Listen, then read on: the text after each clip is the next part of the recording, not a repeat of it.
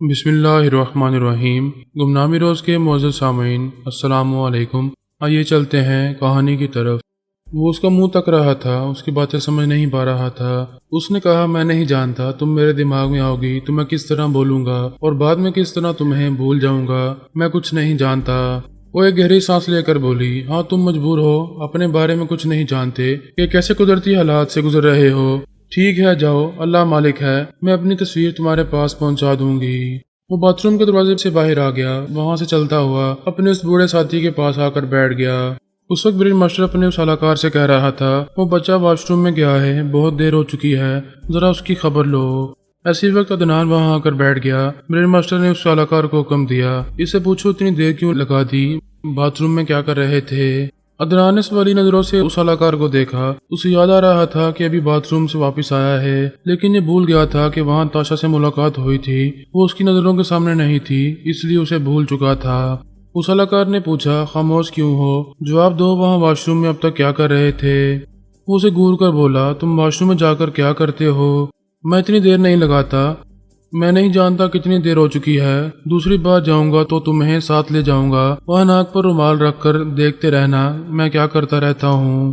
برج master اپنا شبہ دور کرنے کے لیے اس کے دماغ میں آیا تو وہی دھند چھائی ہوئی تھی، سوچ کی ایک لہر بھی سنائی نہیں دے رہی تھی، خاموشی اور سناٹا چھایا ہوا تھا۔ وہ جھنجھلا گیا، سوچنے لگا، اگر اس کا دماغ ایسی حالت میں رہا تو میں اپنی خفیہ پناہ گاہ میں اس پر تنظیمی عمل نہیں کر پاؤں گا۔ اس نے ذرا توقف سے سوچا، جب تک پورے استحکام سے اس کے دماغ پر قبضہ نہیں جماؤں گا تب تک دوست بن کر رہنا ہوگا۔ شکر ہے یہ نادان بچہ ہے، میں اسے بہلا پسلا کر مدتوں اپنے پاس رکھ سکوں گا۔ تاشا اپنی جگہ آ کر بیٹھ گئی تھی۔ جہاز میں کھانے کی اور شراب کی ٹرالی گردش کر رہی تھی۔ اس بوڑھے اہلکار نے برج ماسٹر سے کہا، سر مجھے یہاں تھوڑی سی پینے کی اجازت دیں، میں بالکل نارمل رہوں گا، پوری توجہ سے اس بچے کی نگرانی کرتا رہوں گا۔ برج ماسٹر نے کہا، ٹھیک ہے، کھانے سے پہلے ایک پیگ لے سکتے ہو، اس سے زیادہ نہیں۔ جب ٹرالی اس کے قریب آئی تو وہ ایک پیگ لے کر پینے لگا۔ تاشا نے سر گھما کر اس کی طرف دیکھا۔ واش روم سے واپس آتے وقت اس اہلکار کی آواز سنی تھی، وہ عدنان سے باتیں کر رہا تھا۔ تاشا ایک آدھ فکرہ سنتی ہوئی اپنی جگہ آ کر بیٹھ گئی تھی۔ اس نے اس اہلکار کی آواز اور لب و لہجے کو اپنی گرفت میں لے رکھا تھا۔ جب وہ پینے لگا تو وہ فوراً ہی کسی رکاوٹ کے بغیر اس کے دماغ میں پہنچ گئی، چپ چاپ اس کے خیالات پڑھنے لگی۔ پتہ چلا وہ یوگا کا ماہر ہے، برج ماسٹر کا معمول اور تابع دار بن چکا ہے۔ اس کے حکم کے مطابق عدنان کو جنیوا پہنچانے جا رہا ہے۔ وہاں ایئرپورٹ پر ایک جوان عورت سے ملاقات ہوگی، وہ عدنان کو اس کے حوالے کر دے گا۔ یہ بھی معلوم ہوا کہ جنیوا پہنچ کر اس اہلکار کا کام ختم ہو جائے گا، وہ واپس پاکستان چلا جائے گا۔ تاشا سوچنے لگی، پتہ نہیں جنیوا پہنچنے کے بعد حالات کیسے ہوں گے۔ میری کوشش ہوگی کہ اس اجنبی عورت کو اپنے زیر اثر لا سکوں، مگر ناکامی بھی ہو سکتی ہے۔ اس نے سر گھما کر دور بیٹھے ہوئے عدنان کی طرف دیکھا۔ وہ پوری طرح نظر نہیں آ رہا تھا، دل اس کی طرف کھینچا جا رہا تھا۔ وہ نہیں چاہتی تھی آئندہ وہ اس کی نظروں سے اوجھل ہو جائے۔ بس ایک تصویر کا آسرا تھا کہ تاشا کی تصویر اس کے پاس رہے گی تو وہ اسے وقتاً فوقتاً یاد کرتا رہے گا، لیکن خیال خوانی کے ذریعے رابطہ نہیں رہے گا، نہ ہی وہ فون کے ذریعے اسے بتا سکے گا کہ وہ کہاں ہے اور کس حال میں ہے۔ وہ عدنان کو آئندہ کھونے کی غلطی نہیں کرنا چاہتی تھی، سنجیدگی سے اور ذہانت سے سوچ رہی تھی کہ تنہا اس کی نگرانی نہیں کر سکے گی، اسے الپا کی ذہانت اور تجربات سے فائدہ اٹھانا ہوگا۔ وہ الپا کے پاس پہنچ کر بولی، میں تاشا ہوں۔ الپا نے کہا، ہاں میں تمہارے پاس آ کر خیریت معلوم کرنا چاہتی تھی، ابھی تو تم جہاز میں ہی ہو۔ جی ہاں، آپ سے کچھ ضروری باتیں کرنا چاہتی ہوں۔ ہاں بولو، کیا بات ہے؟ وہ جھجکتے ہوئے بولی، پہلے وعدہ کریں میں جو کہہ رہی ہوں وہ باتیں آپ گرینڈ ماما کو نہیں بتائیں گی، ورنہ وہ مجھ سے ناراض ہو جائیں گی۔ وہ بولی، ماما سے سب بھی ڈرتے ہیں اور تم نے ڈرنے کے باوجود کوئی غلطی کی ہے، ٹھیک ہے میں انہیں کچھ نہیں بتاؤں گی، بولو کیا بات ہے؟ اعلیٰ حضرت کے حکم کے مطابق گرینڈ ماما نے تاکید کی تھی ہم میں سے کوئی عدنان کے دماغ میں نہ جائے، مگر میں ان کے حکم کے خلاف اس سے رابطہ رکھتی ہوں۔ الپا نے حیرانی سے پوچھا، کس طرح رابطہ رکھتی ہو؟ میں 2-4 بار اس کے دماغ میں جا کر دیکھ چکی ہوں، وہاں ہمیشہ دھند چھائی رہتی ہے، سوچ کی کوئی لہر سنائی نہیں دیتی، پھر تم مجھ سے کس طرح رابطہ رکھتی ہو؟ وہ بولی، عدنان اپنے آپ کو بھول چکا ہے، یہ نہیں جانتا کس کا بیٹا ہے کس کا پوتا ہے، وہ اپنے حال میں مست رہتا ہے، لیکن ایک عجیب سی حیران کرنے والی بات یہ ہے کہ جب مجھے دیکھتا ہے تو اپنے آپ کو بھی پہچان لیتا ہے۔ کیا اس نے تمہیں کہیں دیکھا ہے؟ پچھلی رات خواب میں دیکھا تھا، ایسے وقت میں اس کے اندر پہنچ گئی، خواب میں آنے والی کی حیثیت سے باتیں کرنے لگی تو پتہ چلا وہ صرف مجھے ہی نہیں اپنے آپ کو بھی پہچان رہا ہے، میں جیسا سمجھا رہی تھی وہ ویسا ہی سمجھ رہا تھا۔ تاشا بڑی تفصیل سے الپا کو اس کے متعلق بتانے لگی کہ جب وہ تاشا کو دیکھتا ہے تو وہ یاد آتی ہے، خود کو بھی پہچاننے لگتا ہے، پھر جیسے ہی نظروں سے اوجل ہوتی ہے وہ سب کچھ بھول جاتا ہے۔ اس نے بتایا کہ برین ماسٹر نے فون کے ذریعے رابطہ کیا تھا، اس طرح پتہ چلا وہ بھی اس کے دماغ میں آ کر اسے متاثر کرنے میں ناکام رہتا ہے۔ ادران کی سوچ کی کوئی لہر اسے بھی نہیں ملتی، اس لیے وہ مجبور ہو کر فون کے ذریعے اس سے رابطہ کرتا ہے۔ اس کے بعد تاشا نے بتایا کہ برین ماسٹر کس طرح اسے بوڑھا بنا کر پاکستان سے باہر لے جا رہا ہے۔ الپا نے چونک کر کہا، ہاں ایئرپورٹ میں ہم نے ایک بوڑھے بونے کو دیکھا تھا۔ اوہ گاڈ، کیا وہ ہمارا عدنان تھا؟ جی ہاں، میں بھی اسے پہچان نہیں پائی تھی۔ خدا کا شکر ہے وہ اس جہاز میں میرا ہم سفر ہے، ہمارا آمنا سامنا ہو گیا ہے۔ وہ پچھلی رات خواب میں دیکھنے کے بعد مجھے بھول گیا تھا، اب سامنا ہوتے ہی پھر پہچان گیا ہے۔ وہ الپا کو بتانے لگی کہ کس طرح اس نے عدنان کو سمجھا دیا ہے کہ وہ جسے دوست سمجھ رہا ہے وہ دوست نہیں ہے، بدترین دشمن ہے۔ تاشا نے کہا، ابھی مجھے پتا چلا ہے جنیوا پہنچ کر اسے ایک نوجوان عورت کے حوالے کیا جائے گا۔ میں وہاں پہنچنے تک اپنی تصویر کسی طرح عدنان تک پہنچا دوں گی، وہ کبھی کبھی اسے دیکھتا رہے گا، مجھے یاد کرتا رہے گا، یہ بات بھی یاد آتی رہے گی کہ وہ کسی دوست کے پاس نہیں دشمن کے پاس پہنچ رہا ہے۔ الپا نے کہا، شاباش، تم بہت سمجھداری سے کام لے رہی ہو، اپنی تصویر ضرور اس کے پاس پہنچاؤ، ابھی اس پر توجہ دو، میں تھوڑی دیر بعد آؤں گی۔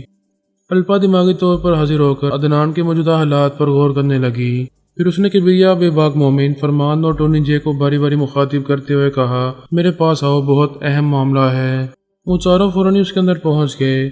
اس نے کہا، اس وقت تاشا عدنان کے ساتھ ایک جہاز میں سفر کر رہی ہے، یہ معلوم ہو چکا ہے اسے اغوا کرنے والا دشمن برین ماسٹر ہے۔ میں ابھی تم چاروں کو تاشا کے پاس لے چلتی ہوں، اس کے ذریعے جہاز کے مختلف مسافروں کے دماغوں میں جگہ بناؤ اور ان کے ذریعے عدنان کی نگرانی کرتے رہو۔ بے باک مومن نے کہا، یہ میرا بدماش سسر ایسا شیطان ہے جسے میں زندہ نہیں چھوڑنا چاہتا، ہم سب مل کر بڑی سمجھداری سے اور بڑی رازداری سے اسے ٹریپ کریں گے۔ اس مکار کی چال بازیوں کو اچھی طرح سمجھ کر بڑی ہمت سے اور بڑے اعتماد سے اسے اپنے شکنجے میں لانے کی کوششیں کرو۔ جلد بازی میں کوئی بھی جذباتی قدم اٹھاؤ گے تو وہ ہاتھوں سے نکل جائے گا۔ پھر الپا نے تاشا کے پاس آ کر کہا، اس وقت میرے پاس فرمان، ٹونی جے، بے باک مومن اور کبریا آئے ہیں، یہ سب تمہارے ذریعے عدنان کے آس پاس بیٹھے ہوئے مسافروں کے دماغوں میں جگہ بنائیں گے اور ان کے ذریعے اس کی نگرانی کرتے رہیں گے۔ اب اس اعتماد سے برین ماسٹر تک پہنچنے کی کوشش کرو کہ تم تنہا نہیں ہو، خیال خوانی کے ذریعے اور بے شمار اداکاروں کے ذریعے تمہیں امداد ملتی رہے گی۔ برین ماسٹر کبھی سوچ بھی نہیں سکتا تھا کہ اس کے چاروں طرف کیسی رازداری سے جال پھیلایا جا رہا ہے۔ وہ پچھلے 24 گھنٹوں سے یہ دیکھتا آیا تھا کہ سبھی ٹیلی پیتھی جانے والے عدنان کے دماغ میں پہنچ کر ناکام ہو رہے تھے، اس کے ذریعے کسی طرح کی معلومات حاصل نہیں ہو رہی تھی۔ پھر وہ بھی اپنے آپ کو بھولا ہوا تھا، اپنے باپ دادا کے پاس جانے کی ضد نہیں کر رہا تھا۔ یہ تمام حالات برین ماسٹر کے موافق تھے۔ تاشا اور عدنان جنیوا پہنچ گئے۔ تاشا کو پیرس جانا تھا، قانوناً اسے جنیوا میں اترنے اور عدنان کے پیچھے جانے کی اجازت نہیں مل سکتی تھی، لیکن تمام ٹیلی پیتھی جانے والوں نے امیگریشن کے شعبے میں اہم افراد کے دماغوں پر قبضہ جمایا تو تاشا کسی چیکنگ اور رکاوٹ کے بغیر تمام مراحل سے گزر کر ایئرپورٹ کی عمارت سے باہر آ گئی۔ برین ماسٹر کا بوڑھا اعلی کار عدنان کو ایک نوجوان عورت کے حوالے کر رہا تھا، اس سے کہہ رہا تھا، یہ تمہارے دوست کی وائف مسز میکی آرتھر ہے، تم انہیں مسز میکی کہہ سکتے ہو، اب تم ان کے ساتھ رہو گے۔ عدنان نے پوچھا، ان کے پاس کیوں رہوں گا؟ میں تو اپنے دوست کے پاس جانا چاہتا ہوں۔ مگر بوڑھا آگے بڑھ چکا تھا۔ مسز میکی سگریٹ کا کش لگا رہی تھی اور بڑی مکاری سے مسکراتے ہوئے عدنان کو دیکھ رہی تھی۔ اس نے کہا، تم میرے شوہر میکی کے دوست ہو، میرے بھی دوست بن جاؤ، میرے ساتھ چلو، وہاں میکی آرتھر سے تمہاری ملاقات ہوگی۔ وہ خوش ہو کر بولا، ایسی بات ہے تو میں تم سے دوستی کروں گا، تمہارے ساتھ چلوں گا۔ تاشا بہت آہستہ آہستہ چلتی ہوئی ان کے قریب سے گزر رہی تھی تاکہ اس عورت کی آواز اور لب و لہجے کو اچھی طرح سن لے اور عدنان سے بھی سامنا ہو جائے۔ سامنا ہوتے ہی وہ ایک دم سے چونک گیا، خوش ہو کر اسے دیکھنے لگا۔ تاشا نے آنکھوں کے اور ہاتھوں کے اشارے سے سمجھایا کہ وہ اس سے شناسائی ظاہر نہ کرے، پھر وہ عدنان کی اوپری جیب کی طرف اشارہ کرتی ہوئی وہاں سے گزر گئی۔ فرمان، ٹونی جے، بے باک مومن اور کبریا تاشا کے ذریعے مسز میکی کی آواز اور لب و لہجہ سن چکے تھے۔ اسی لمحے میں اس کے اندر پہنچ گئے۔ وہ ایک سگریٹ سے دوسری سگریٹ سلگا رہی تھی۔ ادھر عدنان نے اپنی اوپری جیب کو سہلاتے ہوئے کوئی چیز محسوس کی، پھر ہاتھ ڈال کر اسے نکالا۔ تاشا کی مسکراتی ہوئی تصویر دکھائی دی، وہ بھی مسکرانے لگا۔ مسز میکی نے ایک کش لگا کر دھواں چھوڑتے ہوئے پوچھا، کیا دیکھ رہے ہو؟ وہ تصویر کو جیب میں رکھتے ہوئے بولا، کچھ نہیں، میری ایک گرل فرینڈ ہے۔ وہ ہنستے ہوئے بولی، اچھا تم نے تو اتنی سی عمر میں ایک گرل فرینڈ بھی بنا لی ہے، ویری نائس، ہم اسے بھی تمہارے پاس بلا لیں گے، اب یہاں سے چلو۔ وہ اس کے ساتھ آ کر ایک کار کی اگلی سیٹ پر بیٹھ گیا۔ وہ گاڑی سٹارٹ کر کے آگے بڑھاتے ہوئے بولی، بہت لمبی ڈرائیو ہے، اگر تھکے ہوئے ہو تو پچھلی سیٹ پر جا کر لیٹ جاؤ، بھوک لگے تو کھانے کا بہت سا سامان ڈگی میں ہے۔ الپا نے اپنے چاروں خیال خوانی کرنے والوں سے پوچھا، تم لوگوں کا کیا خیال ہے، یہ عدنان کو کہاں لے جا رہی ہے؟ فرمان نے کہا، ابھی یہ لمبی ڈرائیو کرتی رہے گی اور برین ماسٹر اس کے ذریعے معلوم کرتا رہے گا کہ ہم یہاں عدنان کے آس پاس موجود ہیں یا نہیں۔ وہ چاروں مسز میکی کے اندر بالکل خاموش رہتے تھے، بہت محتاط تھے، بھول سے بھی اپنی موجودگی ظاہر نہیں کرنا چاہتے تھے۔ ایک دوسرے سے ضروری باتیں کرنی ہوں تو اس کے دماغ سے نکل کر دوسرے کے دماغ میں آ کر بولتے تھے۔ اس وقت بھی وہ باری باری الپا کے اندر آ کر بول رہے تھے۔ ٹونی جی نے الپا کے پاس آ کر کہا، برین ماسٹر ہمیں احمق سمجھتا ہے، اس نے جان بوجھ کر ایک سگریٹ پینے والی عورت کو عدنان کے ساتھ لگایا ہے، وہ چاہتا ہے ہم اس کے اندر آ کر عدنان کی نگرانی کریں اور یہ معلوم کریں کہ اسے کہاں پہنچایا جا رہا ہے۔ کبریا نے کہا، سسٹر میرا بھی یہی خیال ہے۔ وہ بڑی خاموشی سے مسز میکی کے اندر موجود ہے، صبر و تحمل سے انتظار کر رہا ہے کہ کوئی غلطی ہو اور ہم اپنی موجودگی ظاہر کر دیں۔ بے باک مومن نے کہا، جب اسے اطمینان ہو جائے گا کہ ہم میں سے کوئی وہاں موجود نہیں ہے اور واقعی عدنان کے دماغ میں کسی خیال خوانی کرنے والے کو جگہ نہیں مل رہی ہے، تب وہ عدنان کو اپنی خفیہ پناہ گاہ میں بلائے گا۔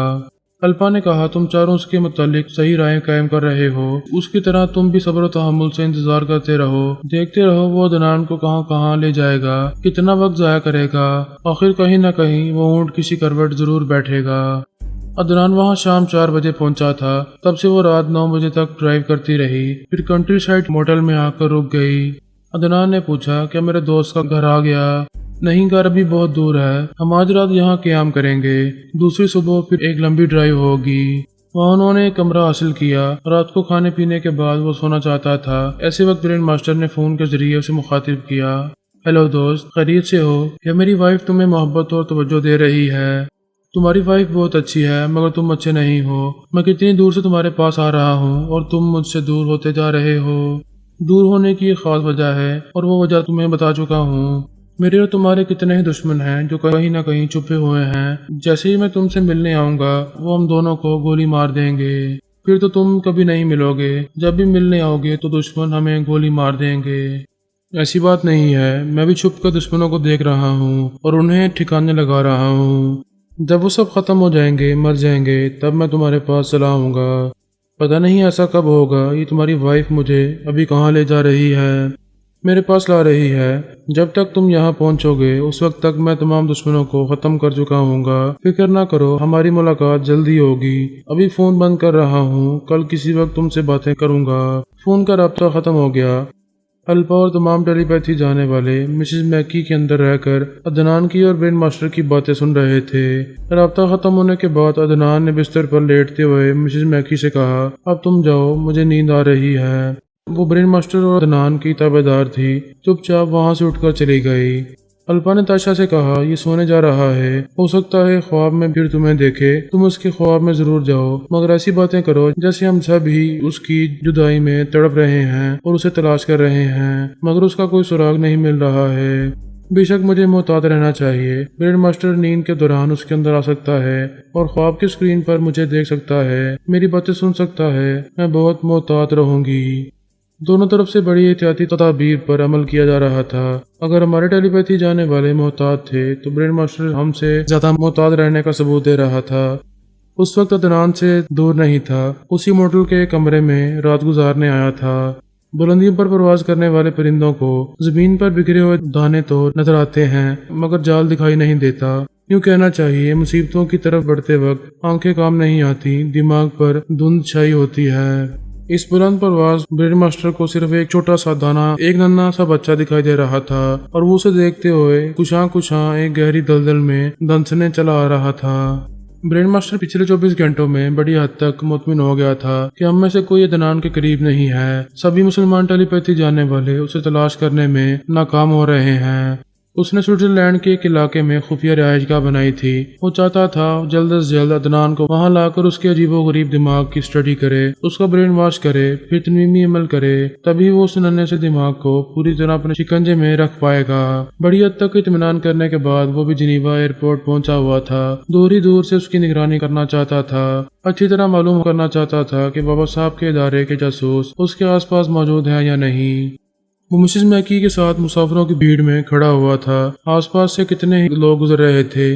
تاشا بھی اس کے قریب سے گزرتی ہوئی گئی تھی۔ برین ماسٹر چونکہ بہت دور تھا، اس لیے تاشا اور عدنان کی اشارے بازیاں نہ دیکھ سکا۔ یہ بید کھلتے کھلتے رہ گیا کہ اسے ٹریپ کرنے کے لیے زبردست جال بچھایا گیا ہے۔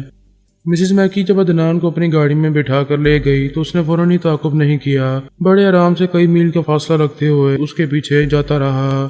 اگر بابا صاحب کے ادارے کے جاسوس عدنان کا تعاقب کرتے تو وہ بہت دور رہ کر انہیں دیکھ سکتا تھا، ایک اندازہ کر سکتا تھا کہ وہ لوگ اس بچے کی نگرانی کر رہے ہیں اور اس کے ذریعے اسے ٹریپ کرنے کی فکر میں ہیں۔ کنٹری موٹل میں رات کو قیام کرنے تک اسے اچھی طرح یقین ہو گیا کہ عدنان کا تعاقب نہیں کیا جا رہا ہے۔ خیال خوانی کے ذریعے بھی اس کی نگرانی نہیں کی جا سکتی تھی۔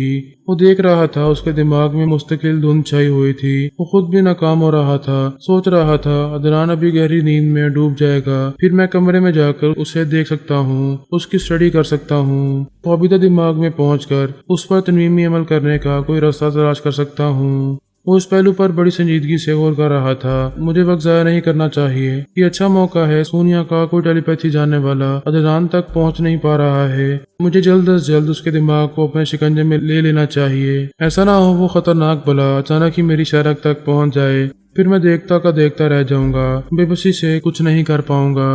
ہمارے ٹیلی پیتھی جاننے والے الپا کے مشوروں پر عمل کر رہے تھے اور کامیاب ہو رہے تھے۔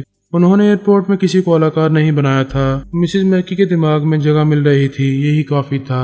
اگر وہ دوسرے اداکار بناتے اور ان کے ذریعے عدنان کا تعاقب کرتے تو یقیناً برین ماسٹر کی نظروں میں آ جاتے۔ ایسا نہیں ہوا تھا، اس لیے وہ دشمن دھوکہ کھا رہا تھا۔ جب مسز میکی عدنان کے ساتھ اس موٹل میں پہنچی تو ہمارے ٹیلی پیتھی جاننے والوں نے اس کے ذریعے وہاں کے سٹاف کے اندر پہنچنا شروع کیا۔ رات کی ڈیوٹی دینے والے جتنے اہم افراد تھے ان سب کے دماغوں میں جگہ بنا لی، ان کے ذریعے معلومات حاصل کرتے رہے کہ رات کے وقت اس ہوٹل میں کون آ رہا ہے اور کون وہاں سے جا رہا ہے۔ وہاں مسز میکی اور عدنان کے بعد 2 مسافر آئے تھے۔ ان میں سے ایک نوبیاتا جوڑا تھا، دوسرا ایک عمر رسیدہ صحت مند شخص تھا۔ اس نے موٹل کے رجسٹر میں اپنا نام جیکسن ملر لکھوایا تھا۔ مینیجر نے اسے کمرہ دکھاتے ہوئے کہا، اگر یہ پسند ہو تو یہاں قیام کر سکتے ہیں، مجھے گاڑی کی چابی دیں، ہمارا ملازم آپ کا سامان لے آئے گا۔ جیکسن ملر نے کہا، میرے پاس کوئی بھاری سامان نہیں ہے، جو ہے وہ کار کی ڈگی میں ہے، میں صرف ایک رات رہوں گا، صبح چلا جاؤں گا۔ کبریا اس مینیجر کے اندر تھا۔ وہ کبریا کی مرضی کے مطابق بولا، آپ کون سی ڈرنک لینا پسند کریں گے؟ اس نے کہا، میں شراب نہیں پیتا۔ مینیجر نے بڑی حیرانی سے کہا، سر یہ سوئٹزرلینڈ ہے، باہر برف پڑ رہی ہے، اتنی شدید سردی میں سر بھی کچھ نہ کچھ پیتے ہیں، یہاں آنے والوں کو جو پہلی ڈرنک دی جاتی ہے اس کا کوئی بل پیش نہیں کیا جاتا۔ وہ بولا، میں نے کہا نا میں شراب نہیں پیتا، تمہارا شکریہ، پلیز میں تنہائی چاہتا ہوں۔ مینیجر اس کمرے سے چلا گیا۔ کبریا نے الپا سے کہا، سسٹر ہمارے ٹیلی پیتھی جاننے والوں کو بتا دو اس موٹل میں جو نیا مسافر آیا ہے اس کا نام جیکسن ملر ہے اور وہ شراب نہیں پیتا ہے۔ الپا نے فرمان ٹونی جی اور بیباک مومن تک یہ اطلاع پہنچائی۔ وہ تینوں کبریا کے پاس آ گئے۔ کبریا نے انہیں بتایا کہ مینیجر اور جیکسن ملر کے درمیان کیا باتیں ہو چکی ہیں۔ وہ شراب نہیں پیتا ہے، اس کے ساتھ کوئی سامان نہیں ہے، صرف ایک رات گزارنے آیا ہے، صبح وہاں سے چلا جائے گا۔ سمجھ میں یہی بات آ رہی ہے کہ یہ شخص جنیوا ایئرپورٹ سے عدنان کا تعاقب کرتا آ رہا ہے۔ فرمان نے کہا، یہ نشہ نہیں کرتا ہے، اس لیے ہم اس کے دماغ میں نہیں جا سکتے۔ اگر یوگا کا ماہر ہوگا اور ٹیلی پیتھی جانتا ہوگا تو محتاط ہو جائے گا، ہماری گرفت میں آنے سے پہلے فرار ہو جائے گا۔ انہوں نے نائٹ ڈیوٹی کرنے والے ہوٹل کے تمام ملازموں کو بڑی توجہ سے اپنا اداکار بنا لیا۔ ان کے ذریعے معلوم کرنے لگے کہ جیکسن ملر اپنے کمرے میں کیا کر رہا ہے۔ پتہ چلا وہ جاگ رہا ہے۔ اس نے اپنے لیے سینڈوچ اور کافی منگائی تھی۔ جو ملازم کافی لے کر کمرے میں گیا تھا اس کے ذریعے دیکھا گیا کہ بستر کی چادر پر شکنیں نہیں پڑی تھی۔ رات کے 11 بج رہے تھے، نہ وہ سو رہا تھا نہ بستر پر آرام سے لیٹ رہا تھا۔ اس طرح یہ رائے قائم کی گئی کہ وہ کچھ پریشان ہے، کمرے میں بیٹھا رہتا ہے یا ٹہلتا رہتا ہے۔ برین ماسٹر واقعی کچھ بے چین ہو گیا تھا۔ اس نے چپ چاپ مسز میکی کے خیالات پڑھے تو معلوم ہوا اسے عدنان کی جیب سے ایک نوجوان لڑکی کی تصویر ملی تھی۔ اس نے کہا تھا وہ لڑکی اس کی گرل فرینڈ ہے۔ ब्रेड मास्टर ने मिसेज मैकी से पूछा, उस लड़की की उम्र क्या होगी? यही कोई 17 या 18 वर्ष की होगी। वो उसकी गर्लफ्रेंड कैसे हो सकती है, जबकि अदनान शायद 7 या 8 वर्ष का बच्चा है। क्या तुमने उससे पूछा नहीं कि वो लड़की कहाँ रहती है, उससे कब दोस्ती हुई थी? उसने वो तस्वीर दूसरी बार जेब से नहीं निकाली, मैं भी भूल गई, इसलिए उससे कोई सवाल नहीं किया। मैं भी उसे देखना चाहता हूँ। तुम तस्वीर लेकर कमरे से बाहर निकलो, आसपास अच्छी तरह देखो, कोई दिखाई ना दे तो कमरा नंबर 203 के दरवाजे पर आ जाओ और उस तस्वीर को दरवाजे के निचले हिस्से से अंदर फेंक कर फौरन वापस चली जाओ। ये ब्रेड मास्टर की खुशकिस्मती थी कि उस वक्त हमारे चारों टेलीपैथी जाने वाले मिसेज मैकी के अंदर नहीं थे। किबरिया होटल के मैनेजर के अंदर था। बेबाक मोमिन उस वेटर के दिमाग में था, जो रात के वक्त कॉल बेल की आवाज पर मुख्तलिफ कमरों में जाता था। फरमान अल्पा से बातें कर रहा था और टोनी जे किचन के इंचार्ज के दिमाग पर कब्जा जमा चुका था। ये इरादा था कि जैक्सन मिलर खाने पीने की कोई चीज तलब करेगा तो उसमें कोई ऐसी जरसा दवा मिला दी जाएगी जिससे वो आर्जी तौर पर कमजोर हो जाएगा। वो सब अपनी अपनी जगह मसरूफ थे। ऐसे वक्त मिसेज मैकी ने ताशा की वो तस्वीर रूम नंबर 203 में पहुंचा दी। ब्रेड मास्टर ने उसे उठाकर देखा, पहले उस पर सरसरी सी नजर डाली, फिर एकदम से चौंक गया। उसे तवज्जो से देखने लगा कि याद आने लगा कि उसने उस तस्वीर वाली लड़की को एयरपोर्ट में देखा है। वो अदनान के करीब से गुजरती हुई गई थी। यूं तो अदनान के आसपास से दर्जनों मुसाफिर गुजरते जा रहे थे, उनमें ताशा भी थी, लेकिन सवाल ये पैदा हुआ कि जिसकी तस्वीर वो अपनी जेब में रखता है वो उसके सामने से गुजर कर गई थी। उन्होंने एक दूसरे को देखा भी था, मगर किसी ने किसी से कोई बात क्यों नहीं की थी। अब असल बात समझ में आ रही थी। ब्रेड मास्टर का दिमाग तेजी से सोच रहा था, वो गर्लफ्रेंड कहलाने वाली लड़की फरहाद अली तैमूर की फैमिली से या बाबा साहब के इदारे से ताल्लुक रखती है, बड़ी राजदारी से अदनान की निगरानी करती चली आ रही है। इसका मतलब है सोनिया खामोश नहीं बैठी है, पूरी तरह एक्शन में है, उस लड़की के जरिए बड़ी कामयाबी से मुझ तक पहुंच रही है।